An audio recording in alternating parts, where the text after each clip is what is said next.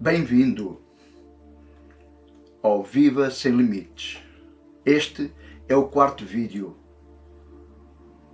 do tema Viva Sem Limites. O assunto que vamos analisar hoje, neste vídeo, é sobre a segunda grande crença, ilusão, que o fracasso é real, dando assim continuidade ao vídeo anterior em que abordámos como se originou a crença na necessidade.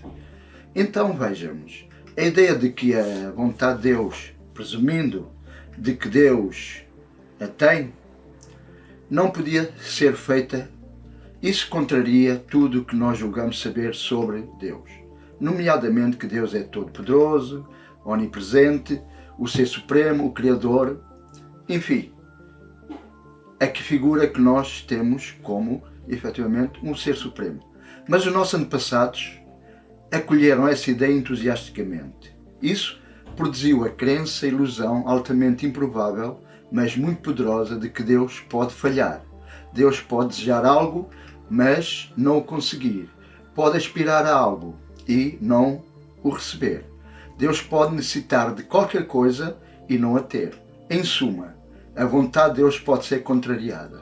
Esta crença e ilusão era uma interpretação bastante forçada, pois até as percepções limitadas da mente humana dos tempos primitivos conseguiam detectar a contradição. Mas a nossa espécie possui uma imaginação rica e consegue estender a credibilidade ao limite, com uma facilidade espantosa. Não só eles conseguiram imaginar um Deus que tinha necessidades, como um Deus que não consegue preencher as suas próprias necessidades. Como fizeram? Mais uma vez, utilizaram a projeção. Projetaram-se no Deus das suas crenças. Mais uma vez, uma capacidade ou qualidade de ser que imputaram a Deus. Derivou diretamente das suas próprias experiências. Por terem constatado que podiam não conseguir obter todas as coisas que imaginavam precisar para serem felizes, consideraram que o mesmo se aplicaria a Deus. A partir dessa crença, criaram uma história cultural que ensina que o desfecho da vida pode estar em dúvida, pode resultar ou não, pode correr bem ou não. Tudo estará bem no final, a não ser que não esteja. Então, o que fizeram foi acrescentar a dúvida à mistura. A dúvida quanto a Deus não conseguir preencher as suas necessidades, presumindo que Deus as tinha. E, portanto, o que fizeram na primeira confrontação, que isso causou, foi o medo. Antes deles conceberem esta história de um Deus cuja vontade nem sempre era cumprida, eles não tinham medo. Não havia nada a recear. Deus controlava tudo, Deus era tudo, Deus era todo poder, toda maravilha e glória, e tudo estava bem. No mundo, o que é que poderia correr mal? Mas os experts daquela época tiveram então a ideia de que Deus podia querer alguma coisa e não a conseguir.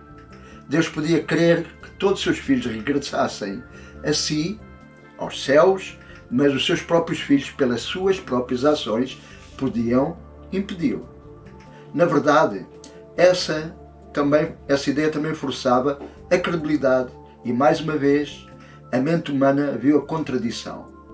Como podiam as criações de Deus frustrar o Criador, se Criador e criações eram uma só? Como podia estar em dúvida o desfecho da vida se aquele que produzia o desfecho e aquele que a experimentava era o mesmo? Havia claramente uma contradição nesta segunda grande crença, ilusão, o que deveria ter revelado que a ideia do fracasso era falsa. Mas os humanos daquelas épocas, daqueles tempos, principalmente os experts, sabiam que é um nível muito profundo que não podiam prescindir dessa credibilidade. E não podiam prescindir, porque se acabassem com a ideia dessa crença e ilusão, algo de muito vital chegaria ao fim. Mais uma vez, tinham razão. Mais uma vez, cometeram um erro. Uma vez que verem a criança ilusão como é uma ilusão que ela era e a utilizarem para o efeito a que se destinava, acharam que tinham de reparar a imperfeição. Foi para reparar a imperfeição que a segunda grande crença, que criaram uma nova, a grande crença, a terceira grande crença. O que veremos no próximo vídeo. E até à descrição deste, que seja bem abençoado com a lei do 1, e aqui assim seja, até sempre.